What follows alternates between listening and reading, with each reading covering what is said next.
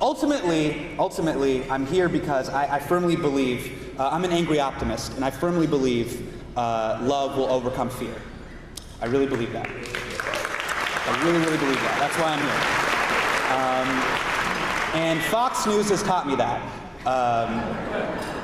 No, I'm serious. Every day I have to walk past the Fox News building during lunch, and I'll see all these Fox News employees leave their building, cross the street, walk past me, and then line up for halal chicken and rice. And I'm like, just all morning, Mexicans, Arabs, all lives matter, 1201, shawarma time. I love that so much. And I think that message, that our heart intrinsically wants us to all be united, is the ethos of what we're going to do tonight. Wouldn't you guys agree?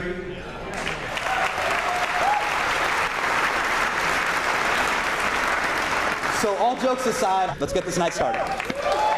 Because this organization, Seeds of Peace, took a chance on me, I discovered the journey I was meant to take in life. I left Syria when I was 17 to attend university in Canada.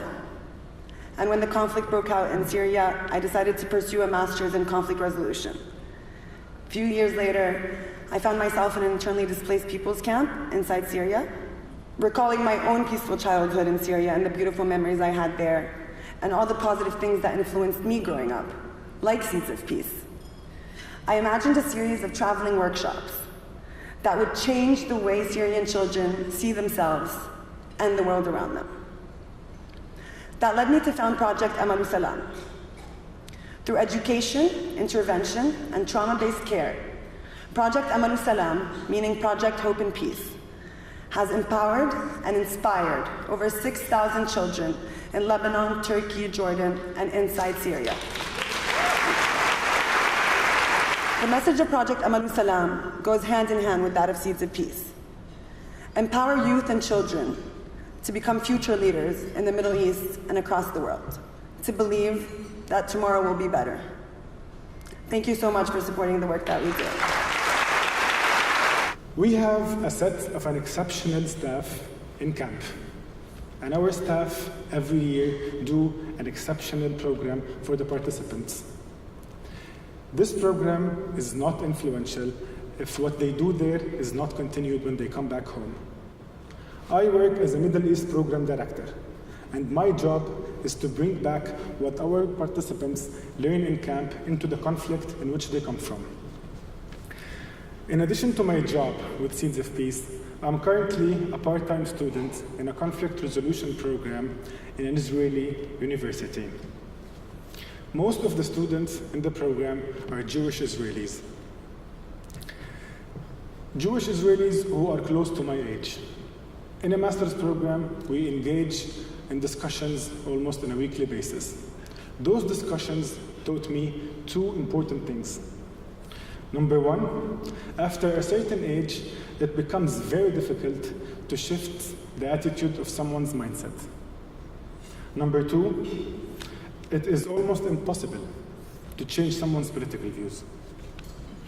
With Seeds of Peace, we work with youth at an age where they are old enough to have political views, to defend their political views, and they're young enough to actually pass by the stereotypes that they have where they came from, and transform those stereotypes into views that are built and maintained through personal relationships. The challenges are growing rapidly, simply because youth lack a choice. Seeds of Peace offers that choice. It provides an alternative by empowering youth to be courageous leaders through values of respect, unity, and responsibility. It's a choice that inspires hope. Thank you.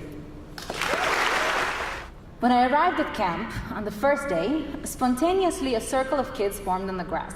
We went around to say our names and where we're from, and I said, I'm Alina, from Jerusalem, Israel. And my bunkmate said she's Noir, from Jerusalem, Palestine. At camp, I went on to find many Jerusalemites who went to the same malls as I did, ate at the same restaurants, loved the same secret spots in a beloved city, but believed that it belonged to two different countries. One such very proud Muslim Palestinian was Ruba Hlehel. We connected immediately. We had the same taste in everything, from clothes to food to music, and we lived 5 minutes away from each other at home. She lived in one of those neighborhoods I wasn't allowed in. At camp, what brought us so close together was being in the same dialogue group. It was there that Ruba stood up for me as I sat in shock and heard the Holocaust being denied by a Palestinian Seed. She was the one who comforted me when a terror attack occurred on the campus of the Hebrew University of Jerusalem, 5 minutes from her house. During my toughest times, Ruba would sing to me, and this became our thing. And so I asked her and pleaded her to promise me that she will sing at my wedding and sing at my funeral, as thoughts of joy and grief were interchangeable during that period of my life. Over the years, Ruba and I have had many heated political discussions. In spite of the fact that we agree that the way forward is peace, we don't always agree on the roadmap. But having her in my life forced me to question my beliefs, my fears, and all my biases. She has taught me the lesson of social cohesion and diversity, going beyond fear-based politics, and even beyond the idea that we should tolerate the other, to embrace the true understanding that we in the region need each other. This lesson has shaped the past decade of my career as I worked toward creating meaningful economical bonds between Palestinians and Israelis. I want to leave you with a personal note. I got married last April, and it was truly a Seeds of Peace wedding. My husband and I are both Seeds. Many of our bridesmaids and groommen were Seeds, and many of our guests. I wanted to draw your attention to one person in particular, the lady in gold in the middle. She is the co-founder of a social venture, economically empowering women. This is my Palestinian friend, Ruba Hlehel, who flew in all the way to London to sing at my wedding, just like she promised 14 years ago.